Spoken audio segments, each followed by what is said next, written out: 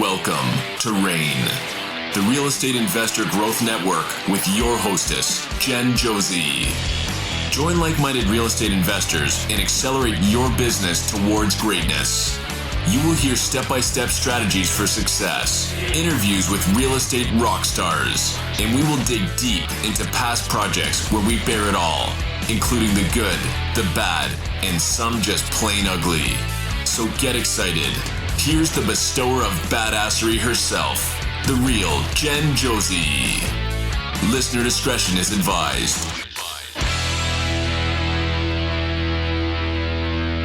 Hi, and welcome back. I'm Jen Josie, creator of RAIN, the Real Estate Investor Growth Network. Whoop, whoop. On today's episode, we have a guest that will be sharing one of their past projects. We will let you decide if it was good or bad or just plain ugly. But before we begin, here's today's Badassery Bestowment, my little badass gift to you. Today's topic is diversify your business. The great thing about real estate is that there are so many directions you can grow your business. As the old saying goes, don't put all your eggs in one basket. The same is true for real estate.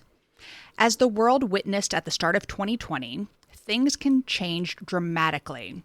I have a few friends that they put their entire focus on short-term rentals. When communities shut down, they saw their projected income drop to zero as travel plans were canceled. I have other friends that own several long-term rentals. When their tenants lost their jobs and could no longer pay rent, they were stuck having to come out of pocket to cover 100% of the mortgage payment. I also have friends that only wholesale. Now that the inventory is at an all-time low, it has become so hard to find off-market properties when so many homeowners can simply list their house as is and sell it in a day or two for top dollar. The lesson learned here is to shift when things turn to shit. I've had some friends use their time during quarantine to get their real estate license through virtual classes. Now they are raking in the dough on commissions as housing prices keep rising. One friend turned a short-term rental into a long-term rental for a family that could no longer afford their mortgage payments. I also have some super talented design friends that went to the retail side of renovations and now work with homeowners to update kitchens and baths. So, as you grow your real estate investment business, just remember to build different baskets for all those eggs to come. Now, on to today's episode of the Real Estate Investor Growth Network podcast. We have with us Mike Otranto. I first met Mike in a virtual meetup group at the start of the pandemic. We became Facebook friends, and I have enjoyed stalking his ass and all of his successes. Today, he is going to share his experience with a past project, but I gotta say, this guy has not slowed down one bit, so hopefully I can get him to share some of his acquisition secrets. So welcome to the show, Mike Otranto. Thanks for having me. Yay! It's nice to see you. And by the way, listeners, I recently met my face to the sidewalk. I had a scooter accident. So poor Mike has to look at my bruised up face right now.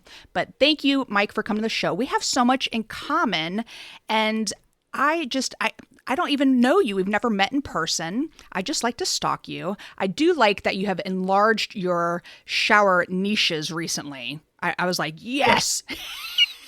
Yeah. You used to do the 12 by 12s, and now they're the larger ones. I love this one bathroom you just did recently. But I know from your bio that you moved to Raleigh in 2005. I moved to Raleigh in 2006. So where did you move from? Staten Island, New York. Oh, and is that where you're raised, or? Born and raised in Staten Island, New York. I've lost a good amount of my accent, but it still comes out at times. Like I now pronounce R's, so I'll say stairs, not stairs. Properties, dollars, that kind of stuff. So it's always going to be with me to a point, but it's not as thick as it used to be. And I moved up from South Florida, so my inner Miami will come out at times too. Like if I'm drinking, like my Spanish gets so much better. So and by the way, I don't speak any Spanish, so it is different here in Raleigh, though, isn't it? It is. It's been. It was very affordable at one time. That's not really the case now. But I've always liked the lifestyle here. I really got accustomed to it. It was a little bit of a transition when I first moved down from a very densely populated, lots of convenience stores and, your diversity in ethnic food. But, I've adapted to the lifestyle down here. And I think more and more people are moving from the big cities and bringing those types of businesses like Italian bakeries and, Mediterranean food and all that kind of thing. So. Well said, definitely. And I have enjoyed seeing that transition as well. So you came from corporate America. What did you do in corporate America? Came out of college and I did desktop support technology. So phone support, people calling me screaming, cursing that their laptop, well, it was mainly desktops. This is 2001. Desktops weren't working. So I would do some phone support there. It was kind of stressful because you had to communicate to the person that was emotional, how did I fix certain things? And this is just when the software was being developed to allow a technician to dial into your computer and do it yourself. You had to talk them through it, and that was difficult. The thing is that I didn't have any experience in that field. I met somebody that worked for this local company when I was a personal trainer at the YMCA. So he kind of got me that job, even though I had no experience. And I kind of got thrown into the fire, and I said, okay, I have no idea what I'm doing here. And, I went from being like the star employee that everybody would come to for advice at the, as a personal trainer to being the screw up. So I had to, just get myself up to speed. I bought some books on desktop support and I got certified. But this was pre 9/11. And actually I remember going to work on 9/11, people telling me what happened. And it was kind of like, what happened? Like, no, like, what do we mean playing them? And it was kind of like we all went home that day. But afterward, we hit a big recession, and layoffs started probably about the next few months. So I wound up in Manhattan at an insurance company because all of my family, they're all from insurance, very risk averse, so opposite of the entrepreneurial spirits, kind of, get a good job. Like health insurance or homeowner, like what type of insurance? It was actually AIG, American International. So everything insurance they do. And it was this huge company. And I was basically a paper pusher working in a cubicle, and I'm not a conscientious administrative type of person. I'm attention deficit disorder. Give me the big picture. Let's get out and do some things. So I lasted there about 7 months, and I just flat out quit. Even though I had an uncle that was the vice president, and like the road to corporate America was paved for me. I could have gone to the, up to the executive level, but I'm like, this is just not for me. I don't want this. I don't like sitting on the bus for 2 hours to and from Manhattan. So I just dropped out and said, no more. And then I became a bartender. Sweet. And, I did some time in graduate school. I have my 4-year degree. My parents we didn't pay all this money for you to get a degree, for you to go work as a bartender. This is, what are you doing? This is not appropriate. This and I'm, whatever. But believe it or not, a lot of what I learned, as far as interpersonal skills are concerned and dealing with sellers and kind of managing conflict and that kind of thing and kind of entertaining people is I learned there, just being a bartender. And that actually allowed me to transition down here. Because when I basically, after about 2 years behind the bar, it was kind of like, yeah, you know what? They're kind of right. I am going nowhere. And I think I read Rich Dad Poor Dad probably in about 2002, and that was kind of a defining moment where, okay, well, I don't have to necessarily be really super interested in businesses in the stock market to go out on my own. So I bought a real estate course, and I was trying to get things started up there in 2005, and what real estate course, if you don't mind me asking? Bruce Berman. I think he's kind of the guy that he's just got like all these courses, stocks and everything. It wasn't a very good course. It was kind of just off the shelf. This is Mayo. This is a lease option. Yeah, you got some forms and stuff in here. And I did the whole coaching thing. And, in retrospect, I wasn't really ready at that point. So at the YMCA, I met somebody that was in the technology field. I hung out with him a couple of times, and I talked to him about real estate investing, and I actually shadowed him one day, and he was buying rentals in Staten Island. But in 2004, he moved to North Carolina. So I kept calling him like, hey, I'm looking at these properties. What am I looking at? This and that. And he's like, why don't you get your real estate license? Move down to North Carolina. We'll flip a property. I'm like, what do you mean move to North Carolina? That makes no sense. I'm not just move to North Carolina. That's stupid. So, but, after, I think it was like September of 2005, I was starting to have conflict with the owners of the bar. I'm not a very good employee, for the record. And finally I said, you know what? Okay. I came down here. I stayed with him for like 4 days. And then like the next day I called him, all right, let's do it. It's like, oh, okay. He didn't expect that I was going to do it. Like he was kind of just half kidding.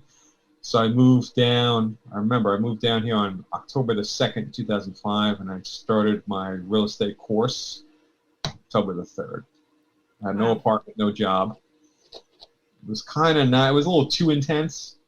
Like I had a little too much going on because I had to find an apartment. I found a job as a bartender, which kept me afloat, while I was getting my real estate license and, going into, the goal was to get, maybe flip some properties to get some cash to buy some rentals and get the passive income. So that was kind of like the launching point. Well, I love hearing about all this. Where did you bartend? I'm very curious. In Raleigh, North Carolina, it was actually a place called Carver's Creek Steakhouse on Capitol Boulevard, owned by a company out in San Diego. They went bankrupt in 2008, and that building is actually still boarded up to this day. They haven't done anything with that building in the last 13 years. I worked in AMF Bowling Alley, a couple of restaurants. I wasn't in New York. You were allowed to serve alcohol till 4 a.m. Now here, at the time it was 2 a.m. I don't know if they've extended it, but the thing about the restaurants is they would stop serving around 10 or 11 p.m. So I could still get home by midnight. So it wasn't that bad. I could still get up at a decent hour the next day because I was starting to transition from being the night owl, working night shifts to, waking up in the morning and being productive during the day. So. Well, awesome. I want to hear, and I mentioned this a little bit in your intro about your acquisitions. I mean, it is crazy how you just keep shit going. I love it.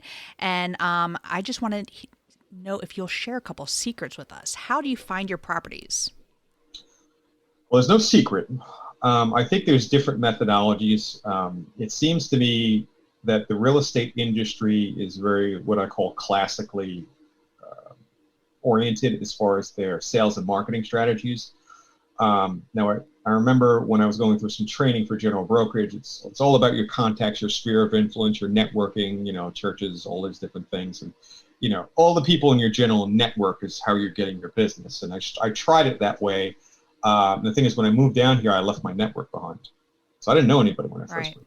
So I did struggle. So I had to look for other ways. I started with direct mail and postcards, and you have to have a certain budget to get that to work. So I managed to get a few properties for, as listings. I managed to find a few investment properties, but, my business that I started failed in about 2009, 2010. So I had to go back to work and rebuild. I went back to work in property management. I learned a lot there. But when I got a job eventually at a downtown Raleigh property, I started to notice they were big on posting things to social media, and I'm 40, I'm going to be 44 next month, which I'm not real happy about, but it's done. I'm pre-internet. I'm pre-social media. I said, yeah, I got a Facebook page in 2009, but I'm like, okay, whatever. This is kind of stupid. And then I see, how does this have commercial application? It doesn't make any sense to me. And then I noticed that on platforms like Twitter and Facebook and Instagram, all these businesses are communicating with one another, and a lot of these downtown local businesses are communicating with one another and advertising specials. And I started to notice there was this one local business that actually, she advertised specials on behalf of other businesses, and she did this from her laptop at home. Wow. So this is fascinating. I started to get more and more into digital marketing, and then eventually I got a job at business-to-business sales cold calling for a company that did paid search advertising for other businesses. I learned a lot what I use today on how to manage a sales pipeline, how to sell, how not to sell, and also, the dominance of the Google search engine, how it works, difference between paid ads, organic, and now we have maps. And that's really where I think I became sort of sold on the idea of using the Google search engine, because I had to convince people that hated it to use it. And the one thing I did learn is that the really dominant, we were selling to auto groups, the really dominant businesses and auto groups that were selling the highest, inventory amounts and sales volume, put most of their money to the search engines. That's where they were advertising. So answer your question, where am I getting all my deals? They are inbound leads. My leads, the sellers are calling me. I'm buying directly from homeowners. I'm not buying from wholesalers. I did recently buy something off the MLS, but that's very rare. They call me directly. I deal with them directly. There's no intermediaries. Occasionally, they have called more than one person, and I'm competing against other businesses. But for the most part, they're finding me on Google, and they're being converted on my website, which is, let's say the platform is Investor Carrot, and they only do real estate investors websites. I use Carrot as well. Yep. Yeah. So Carrot will convert.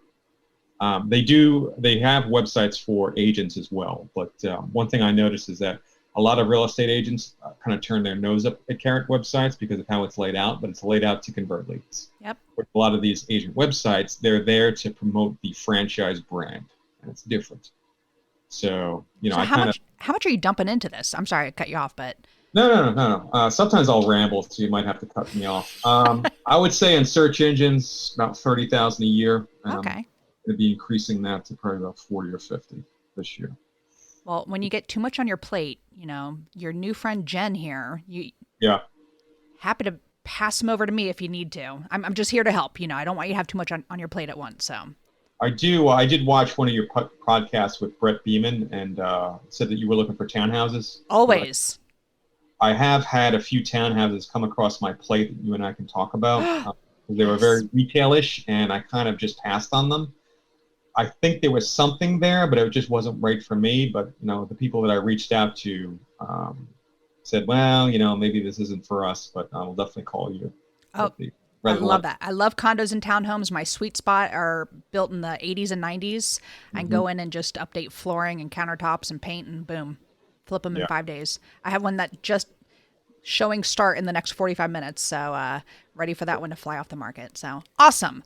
Well, you are sharing with us a property today. So I want to hear all the ins and outs, and the listeners love this because they like real world experiences. So don't hold back. I want to hear everything. Let's hear about the property. How many beds and baths, square footage, all that fun stuff. Okay. So 3-bedroom, 2-bath, built in the mid 70s, 1,300 square feet. On a cul-de-sac, a gorgeous backyard. It was all fenced on a third of an acre, very quiet, very well kept, lots of trees. And I remember looking at that backyard. I was out on the deck one day, and I said, I really want to keep this house because I would just love to have this backyard. Even though it's a 70s floor plan, the master bedroom had a walk-in closet. Nice. Very rare. Yeah. This was 3 blocks from my house, but she found me from my website via organic search. So, I went there, sat down with them. They had contacted multiple investors, but, I've learned to sell against competition, especially, kind of from, you have like Open Door and all those larger ones. And, they weren't looking for the highest, and they weren't looking for the most money. They were looking for somebody that they trust. They preferred that I was a local business, and that I offer them, when some people are looking to move, they don't always realize how much property they've accumulated over the last 20 years. So sometimes they need to push their closing date back, and I'm okay with that. So I love that you're saying this because this is so important for the small mom and pop businesses, and you run your business by yourself, correct? Yeah. So that's one way how we will get properties is we just reinforce the fact that, all of our marketing says that, it's just Vance and I, and, anytime you call, you're going to be talking to me directly. If you go with these larger companies, you may get a little bit more money, but we are going to be the easiest transaction you've ever had. So I love that you brought that up. Very, very good. So go ahead. One thing I did learn in property management is there was one big company that said, well, a lot of people in our industry, either they market themselves based on price, product, or service. And that particular company was service oriented. And in thinking about how my business model relates to others, I am service oriented. I'm not throwing the most money at people. There's another house I bought over in Garner that's a 70s ranch, and it was multiple offer situation. I think it was bid up to 210, but I offered 200. And I called the agent. I told her, hey, she's with Northside Realty, so she knows Stephanie. I know Stephanie. I've done a lot of business with her. I love Stephanie. I've also done a lot of We're business talking about with Stephanie Anson, correct? Stephanie Anson. I also done the She business. is the legend. All right. Go ahead. A lot of other. So I leveraged. I said, I know her. She knows me. She knows I'm okay. I'm local, and I'm service oriented. And that information got to the seller, and the seller took my offer rather than a higher offer from an out-of-state investor. So smart. Very good job. Love that. So what was so for this property, going back to this one, you found this. They found you through an organic search on Google. Love that. What was the purchase price for this one? $150,000. Okay. The time the comps justified about 220 for the ARV. For the ARV. So that showed about, when all the other costs were backed out, about $20,000 in repairs, cosmetic, and then $20,000 out, or 25. So the numbers seem tight. And that was just painting cabinets and painting vanities and not gutting anything. But I started to look, at some of the other rehabbing that was going on, and I had some experience working alongside other rehabbers especially where they were doing a lot of work in the downtown Raleigh area, and they were sort of modernizing outdated floor plans by opening up kitchens, replacing cabinets and vanities. And I said, you know what, I'm just going to do that here because I have a good feeling about it. So we took out some walls after an okay from a general contractor, opening up the kitchen, new cabinets, islands, quartz countertops, new vanities. And I have an excellent tile guy that does the niches that you talked about. And he, even though that the master shower was fine, there's nothing wrong with it, it was fiberglass around. I had him gut it and do tile. Nice. And people are like, I love this house, I want it. Now the $20,000 budget was bumped to $35,000, which is not bad for that amount of work. And we sold it. What? I listed it. Hold on. We don't. I mean, we got to build this up to see. I'm going for it. Yeah. So let me just get some of these questions out here though before we get into that, because I already know how awesome this deal turned out. But how did you finance the deal? Private lender, and actually the lender on this one she owned one of the companies I used to work for. Oh, and what type of interest rate? What was the 12% flat interest rate, no points. Nice. And then what was the projected timeline? 90 days, turned out to about 100, maybe 110. Okay. And so I was there. Well, your original ARV, one more time, what was it? 220. 220. And then, but you decided to do a little bit more than necessary that you were originally going to do. So during that process, any surprises come up? The only surprise was the exterior deck had some wood rot to it. We knew that, and we thought that we would just replace some of the railings and then some of the boards. But then when they pulled that up, they realized that some of the framing was rotted, so we had to replace almost the whole thing. That was a little bit more expensive. And it led, the overage wasn't bad. The good thing about this was the roof was new, and so was the HVAC. Oh. So those are your big items that you really don't get a lot of return on, because people are expecting that it's going to be cool and that the roof's not going to leak. You know what I mean? So it's not. So I was able to, get my money back on the renovation of the kitchens and bathrooms. That's where I spent most of the money. And you mentioned you had a really good tile guy. So how about the other contractors? Any issues with contractors? That's been some of the big nightmares for some renovations. Yeah, not on this one. I did have an issue with a painter on another project in Garner. He basically did a shitty job, and I had to, after a week, I said, you know what, this guy can't handle it. I'm just going to pay him, and then I'm going to have someone else come in and redo it. And that's what I did. So. And you had to use a general contractor for this project? For this project, I had a GC that was a friend come in, look at everything, said, no, you're good to take out this wall. There's non-learned bearing. You have a spanning truss. There are no load-bearing walls. Perfect. Very good. All right. So you ended up listing it. How much did you list it for? $249. Okay. And the actual repairs you said were around 35. 35. Very good. And how long did you hold it? You said 120. What'd you say? About 120 days, I think, And how long was it on the market? was multiple offers right away. Nice. Love it. So yeah, I mean, like 2-3 days before we declare highest and best, and then we wait, and then it goes into pending after we. All right. So what did you end up selling it for? $255. Woohoo! All right. So then total profit. Let's hear it. Just shy of 50,000. About 49 and some change. Awesome. So and how long was it like from going under contract to closing? That was about 30 days. Okay. So about 4 months altogether. Yeah, 4 months altogether. Awesome. And after completing this project, did you have any major takeaways or? The business model that I had initially, I mean, my business model has evolved over the last, since 2005, from brokerage to landlording to wholesaling to rehabbing. Initially, my plan was to wholesale half deals and then keep the carpet and paint simple flips in-house.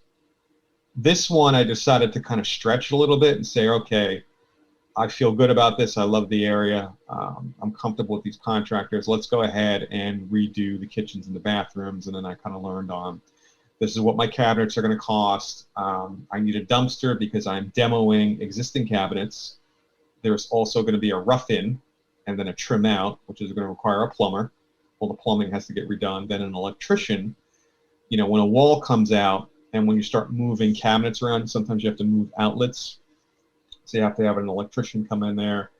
A lot of times he will take an existing, let's say, outlet or switch, terminate it back to the breaker box, and then sometimes run new lines. So you involve more tradesmen. Yep. So it's a higher scope. And usually when you start doing that, it's going to be very difficult to get that done for less than 30. Right. Since material costs are going up now, it's kind of like you're itching to 40. If I can get 30 and 30 out, 40 and 40 out, I'm fine with that. And I know from watching you and your evolution and everything that when you said that this pushed you out of your comfort zone, you have a project you're working on right now that is going to be a total badass project and have done some amazing stuff to it. So I'd love to have you back on the show once that property sells. Is it listed right now? Or is it almost under contract, and it's due to close next week. Okay. So that's the big niches that you talked about. I love it. Yes. Yeah, I guess I won't do any spoilers, but that's going to be a 6-figure profit. Woohoo! Love it. All right. Well, thank you for sharing that, and thanks for touching base on how you get some of your acquisitions. And I, like you, I love having people come to me. I'm not one to hire virtual assistants to do the cold calling and do all that stuff. I just really don't want to run my business that way. So I love that you do that. And I just feel it's a kinder, more gentle lead coming in, hotter lead actually. So I love that. But the second half of the podcast, I like to share with the listeners what makes you a badass. And Mike, I'm telling you, I can't wait to meet you in person because you are truly a badass. But I use the acronym BADASS, and the first letter is B for book. What is a book that's made a huge difference in your life? I'm big on books, plural. You can see behind. I mean, my listeners won't see, or our listeners won't see, but there's several bookshelves that are stacked. I got about 500 books in the house. Let's start with Traction. Traction, very good. Traction is by Gino Wickman. And to organize a business, that's how I got my yearly goals that are broken up into quarterly goals, and also core values of what is important to the company. Kind of guides my decisions. So the fact that I'm a frugal person and I'm not a big spender, I like to retain a lot of the profits to grow the business. I pay myself a very conservative salary. I'm still driving the same Honda CR-V I was in 2008. It's a great car, works fine. Hondas are great. Yeah. I value transparency, so a lot of times I'll tell my sellers when I'm sitting down with them that, hey, if I'm going to make this house really beautiful and I spend $30,000, I'm going to be looking for about $30,000 in net profit that comes back to the business. Are you okay with that? I mean, do you have a problem with me making a profit on it? And often not, they don't. Right. But I like to lay everything out and say, hey, this is how I do it. If you're fine with it, awesome, let's do business. If you have an issue with it, maybe we're not the best fit. It's no problem. Very good. Transparency. So, am I deviating again? I haven't. No, I'm. My ADD is kicking in because you pointed to your bookshelf and I see some busts back there. So who do you have on your shelf? Alexander, the Greek conqueror. There you go. Poseidon is one of the Greek gods in the pantheon. Poseidon, is that who you said? Poseidon, yeah. Very nice. And then there's over my right shoulder, that should be Apollo. Excellent. All those busts came from Greece proper when I visited there in '99. I have a little bust of Mozart because I used to teach music. Yeah, I remember seeing that in your yes. So. And then I woke up one day and realized I hated children. Just kidding. All right. So the first A in Badass is advice. What is the best piece of advice you've ever received? A person, basically, someone told me that they talked to a successful millionaire one time, and they asked the millionaire, "Hey, how are you so successful? What do you do?" And he said, "All right." He takes out a piece of paper and he writes, 1, I try and I fail. 2, I try and I fail. 3, I try and I fail. He gets to 9. It says 10, I try and I succeed. He said, that's it. Love it. So, in the beginning, the only way I've gotten to the way I'm kind of sucking up all these properties now and getting them at a very low acquisition cost is because I've made, I've built websites, rebuilt websites. This doesn't work. That doesn't work. It's years and years of building. And the first time I built a real estate business, it failed. My first partner, he seems like he kind of blamed the economy. Mm-hmm. But when I look back, I don't think I had the necessary skill sets to be an entrepreneur at that time. And that business model was not, it wasn't a feasible business model. Buying real low-income housing, Section 8 housing with expensive 30-year fixed money. I mean, it just wasn't good. Right. And that's why traction is so good. It just, traction puts it all together. I love that. All right. The D in Badass is drive. What drives you to be successful? To not work for corporate America. To be on my own. Amen. I can sit here and do this podcast with you. And if I want to just pick up and go to Wilmington and go to the beach, I can. I don't have to ask for vacation time. Love it. The second A in Badass is aspiration. I'm a big goal setter. So what's a goal you are currently working on? I'm looking to grow the business to expand the volume of flips. And I have that broken down into different sections. And I also, while I was rebuilding the business, it was just work 9 to 5 and then work on the business. So it was almost no recreation time whatsoever. Any vacation that I took was involved going back to New York where my family is. So now it's spending more time at the beach. I want to go back to Europe, Greece, Italy, and start to, take a little bit more time to enjoy life. Awesome. Love that. All right. The first S is systems. What are some systems you have in place to achieve success? Okay. So I have property management software. It's called Achieve Planner. It's an older desktop system, but all my goals are all compiled in there. They're broken down into projects. And then you have tasks that roll up to the project. So every week, every year, I do a yearly review where I set yearly goals and then break them down into projects. Every quarter, I break quarterly projects down and review them to see, where I am with, regarding where my goals. If I've deviated, and then weekly, I have a weekly sort of review where I say, all right, well, all the bills get paid, all the scheduling gets done, mainly for me. Is there anything lagging? What are the priorities for the week? What do I need to focus on? I have a whiteboard on the opposite side of the computer. So being a person with attention deficit disorder that really couldn't get shit done, period, I have to say I've developed some systems to say, okay, we need to sit down and say, stop getting distracted. What do we need to focus on this week? What's most important? And that takes such discipline. And for you working by yourself to do that and keep that organized, I think that's outstanding. Mm-hmm. All right. The last S is success. What does success mean to you? For me, success just means being a master of my own destiny. I can kind of create the life that I want, and I can generate my own income. I don't need to build a resume and be what, corporate America wants me to be. I can be the person I want to be and run the business that I want to run based on my values, my core values. Well, I am so grateful that you gave me some time today to record this, and I hope I get you back on because I do want to hear about this other project. How do people find you online? Wake County Home Buyers. I have Instagram, Facebook, Instagram, Facebook, LinkedIn, TikTok, all that stuff. I will share some of my before and after rehabs on my Facebook and all that stuff. A little bit more so on the personal Mike Otranto side, and the Wake County Home Buyers profile is a little bit more for the sellers that are looking for it. And you do such a great job on that because, I do get a little obsessed with your personal Facebook page because your videos are good. People do stuff all the time, and I'm like, yawn. But yours are fantastic. So you definitely have talent there with keeping it entertaining. I did invest in a Samsung phone because the camera is better. Amen. Screw you, iPhone. I hate iPhones, but keep going. iPhone is much more user-friendly. It took me a week to figure out how to answer this phone because the swiping is different. So it's hard to get used to, but it's a quality product. But video is very in demand now. Video is more consumed than before and after photos are. But that's part of it. And the thing is that I really like to geek out on SEO and social media. I like,